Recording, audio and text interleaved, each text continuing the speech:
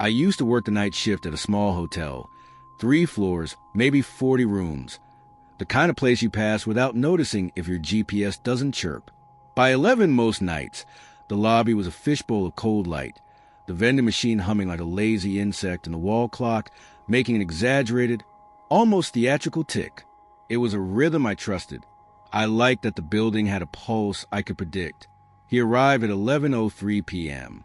The exact minute stuck, because I remember glancing up as the buzzer went off, thumb still between pages of a paperback I wasn't really reading. Tall, mid-40s, body like a coat rack, wearing jeans and a cap. He had a backpack that didn't sag the way real luggage does. It sat on his shoulder like a prop. He asked for a room. I swiped the card. The terminal beeped. I handed him a key card and said, "Room 214, elevators to your right." He didn't smile. He watched me like he wanted to know whether my face changed when I said numbers. It didn't. The elevator exhaled as it opened. He stepped in without looking back, and I told myself it was nothing. At 12:02, he reappeared in the lobby and sat in the lounge area facing a dead TV. No coffee, no phone, no remote. He just sat there, hands folded, like a statue waiting for a prayer. I pretended not to notice for 10 minutes, then 30. By 12:40, my curiosity started tapping the glass. I pulled up the system. Occupied rooms, nightly ledger, keycard entries. Room 214, vacant. My stomach did a neat little somersault. I checked the check-in log. Nothing. I checked the transaction history. Nothing. The beep I remember was apparently a ghost. The wrong kind of silence moved in, the kind with teeth. I picked up the phone and dialed the room. 10 rings, no answer. Keycard log, no entries. The realization dropped through me like a stone through water. He had never gone to the room. I walked out from behind the desk and crossed the lobby to the vending machine, because routine is a shield, and shields are better than nothing. I could feel his eyes follow the shape of me across the carpet. My thumb hovered over the Diet Cola button, not pushing it.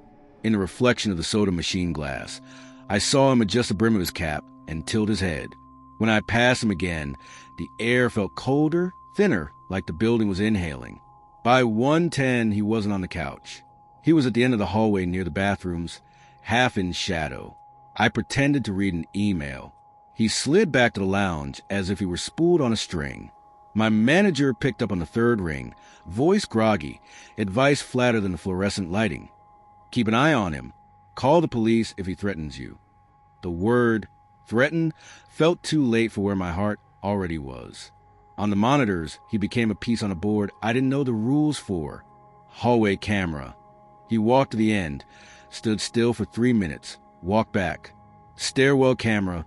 10 minutes in the concrete echo. Elevator camera. He watched the numbers change without pressing a button. He was always somewhere people move, but rarely wait. At 3:07, he stood 15 feet from the desk and watched me, mouth lax, eyes bright with something like interest and something like hunger.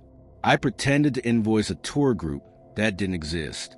When another guest buzzed in at 3:50, he turned and studied that man. Studied, like he was cataloging footsteps and keys and confidence. My hands shook so badly I mispressed the unlock button twice. Back to the monitors. 1st floor corridor. He stood outside a random door and didn't knock. He didn't even shift weight from one foot to the other. He was deciding how long to make a minute. I called 911 and tried to keep my voice level. The dispatcher asked me to describe him. He's the absence of a reservation. I wanted to say. Instead I said, male, mid-40s, cap, jeans. He returned to the desk and leaned in close enough that the laminates on the counter reflected his chin. Any food? He asked. The voice was softer than I expected. Too soft. I told him about the vending machines, which we both knew he'd already memorized. He smiled in a way that wasn't about me at all and turned away. The police arrived at 4:12. The officers separated him from the couch and separated me from the idea that I was overreacting. Stolen credit card. No reservation. No luggage. No intention of sleeping. Trespassing charge. A printout later revealed the key terminal had never authorized the payment. I thought I'd heard beep. It had given an error tone one note off, and I had let routine fill in a melody. It should have ended there, with taillights and signatures, and the awkward return to the desk where my paperback lay face down like it had fainted. But fear has aftershocks. I watched the cameras until my shift ended, waiting for a shape that wouldn't be there. The worst part wasn't what happened. It was a blank space where his plan should have been. He'd prowl for hours without ever testing a door. Theory without thesis. Or maybe the thesis was me, sitting behind the glass, teaching him how long I'd let a stranger stay. 2 days later, I found the key card for 214 in the lost and found bin. No scratches, no evidence of use, just a clean rectangle of permission he'd never needed. My name is Clara, and I work nights at the little gas station off County Road 11, the one with the chipped ice chest and the flickering, open 24 hours sign that's honest only in the technical sense. I liked nights because they were a math problem you could solve.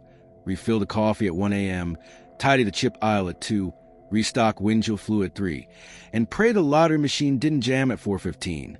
Schedules are a way to negotiate with uncertainty. He walked in during the part of the night, when frogs sound louder than traffic. Mid-40s, green coat, mouth like it forgot how to be warm. He stood there a second too long, letting the door chime fade. "You always work this late?"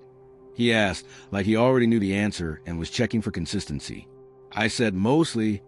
He smiled to himself, the way someone smiles when a survey confirms their favorite rumor. He said my name without asking for it, Clara, and glanced toward the whiteboard where I'd written cinnamon coffee is back. "Your eyes have little slashes," he said. "Specific, considered. Compliments are supposed to make you bigger. That one made me smaller, like he'd pinched the outline of me." He didn't buy anything. He left after a minute that felt like 5. 2 nights later, he was parked at the edge of the lot with his headlights off, windshield reflecting the station's stuttering neon like a heartbeat with an arrhythmia. Sometimes he came in and asked weightless questions that carried their own gravity. "Is it lonely? Do you keep the back room locked? Is the camera above the register real, or just for show?" He said them the way people ask about weather. Observational, neutral, invasive because of the neutrality. I started keeping my car keys in my back pocket and a tire iron under the counter. I changed the route I took to restock the outside windshield station, walking a longer arc that gave me more sight lines. New habits came with the speed of old ones because fear is a teacher that doesn't believe in homework. One night, I came back from dumping the bin to find a Polaroid on the counter. Me, in the dark, refilling the fluid.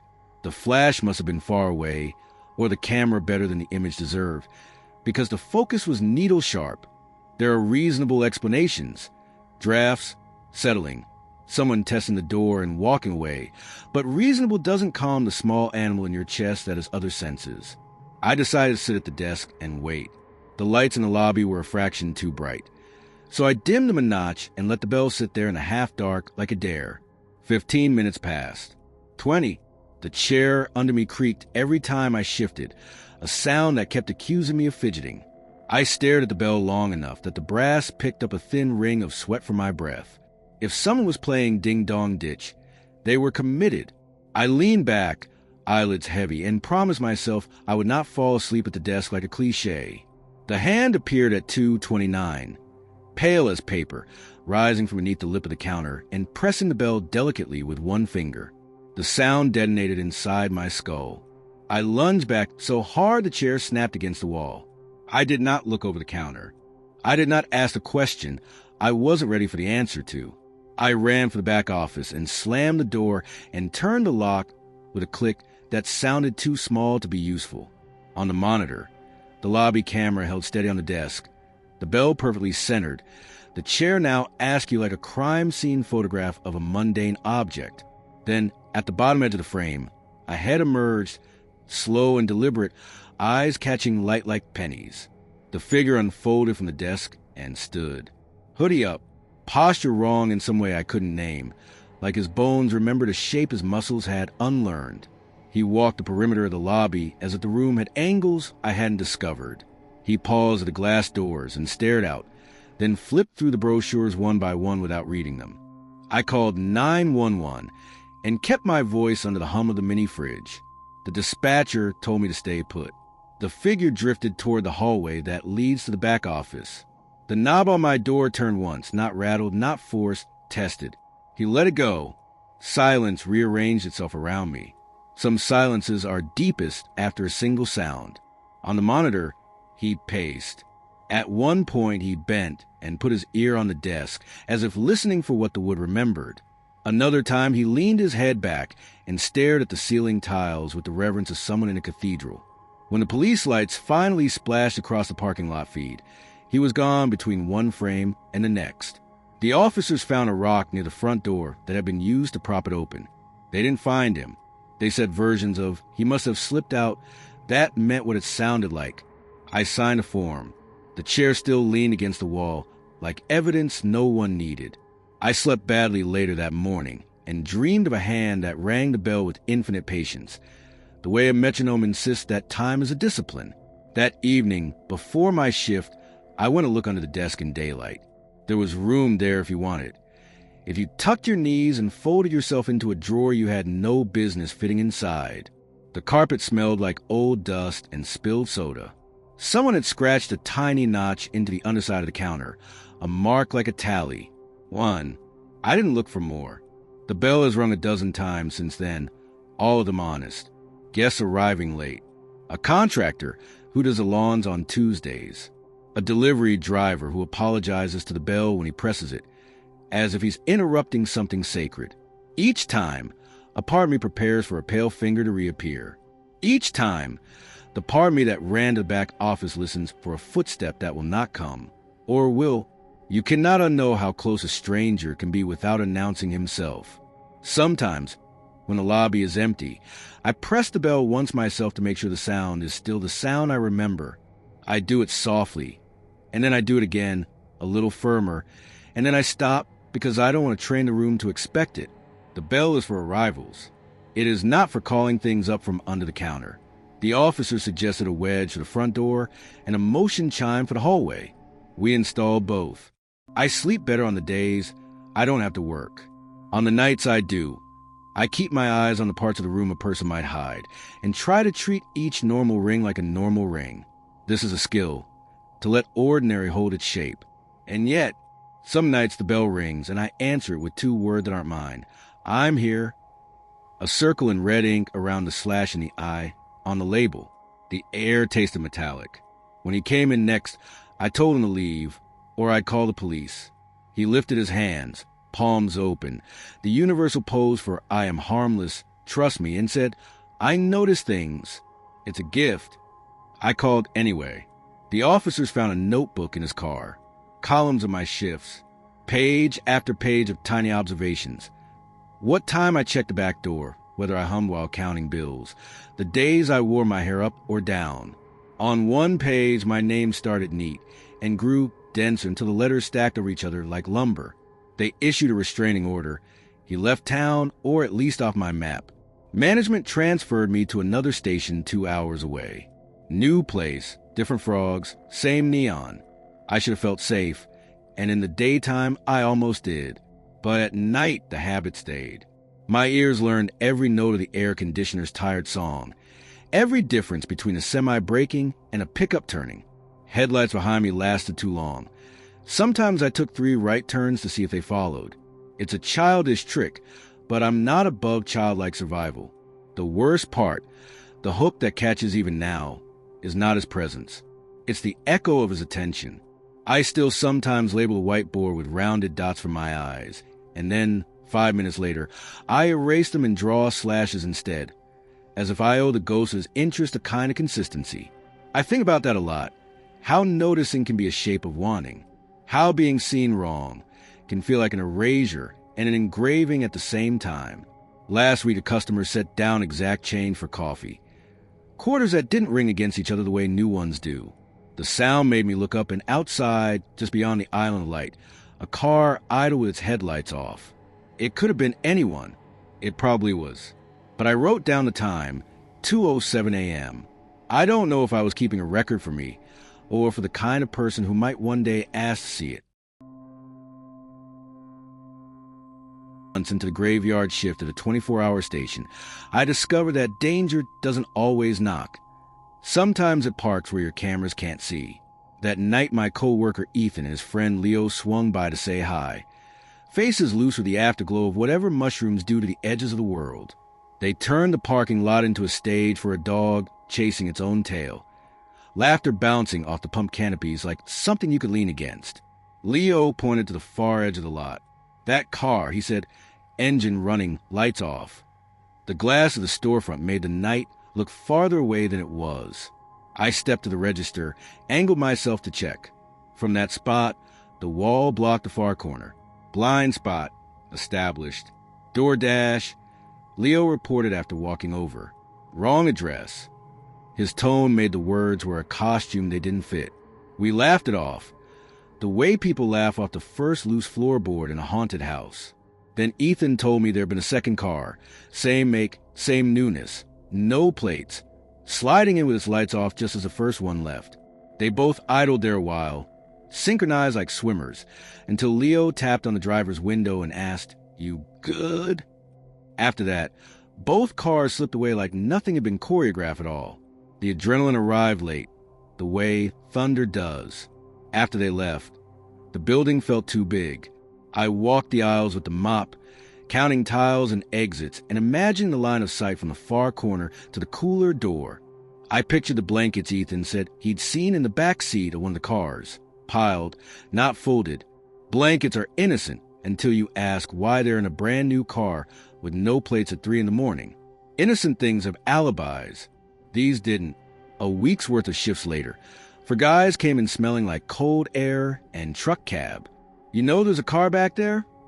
One asked while his coffee filled slow. Lights off, 2 guys arguing. The way he said arguing made it sound like the argument had a subject he couldn't translate. Another customer later that same hour mentioned seeing a car pull up just as the first one left, like a relay race where the baton is the dark. I saw none of it with my own eyes. The blind corner stayed blind by design. What I had were testimonies and the map in my head, a diagram of the angles where I was visible from outside and the angles where I wasn't. I thought about how many steps it took to reach the panic button beneath the register. I thought about whether a panic button is more comforting because it exists or because it lets you pretend timing will be on your side. At 3:11 a.m., the front door chimed and no one walked in. Sometimes that means wind.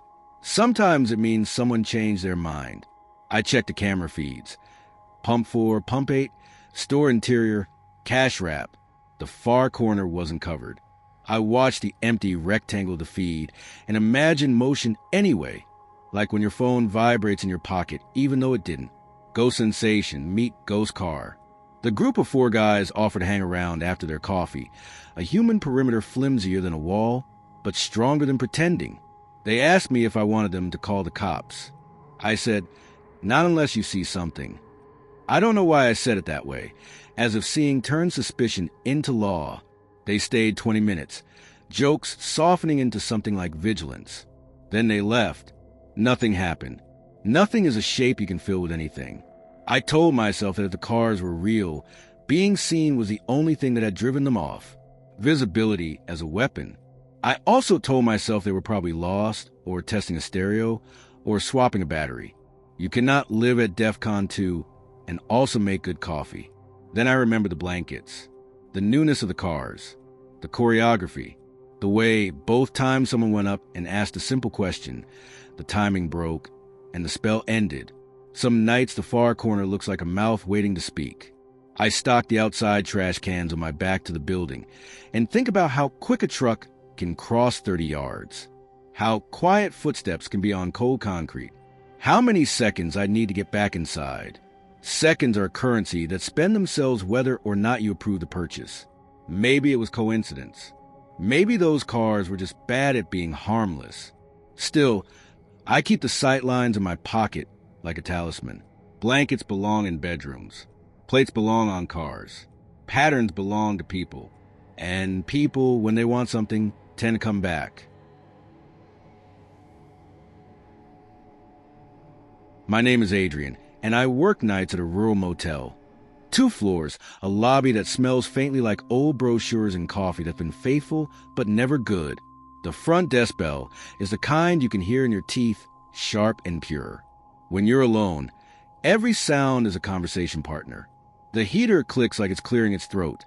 The refrigerator hums a private song. The bell says, "You have company." At 1:52 a.m., the bell rang. I walked from the back office to the desk and found the lobby empty, just the ghost of the sound hovering over the counter. Outside, the parking lot glowed anemic under 2 poles of light. No headlights, no figures, no reason for the noise. I waited a minute, then 3, then went back to the couch in the back with the door open so I could hear the next ring. It came 12 minutes later. Empty again,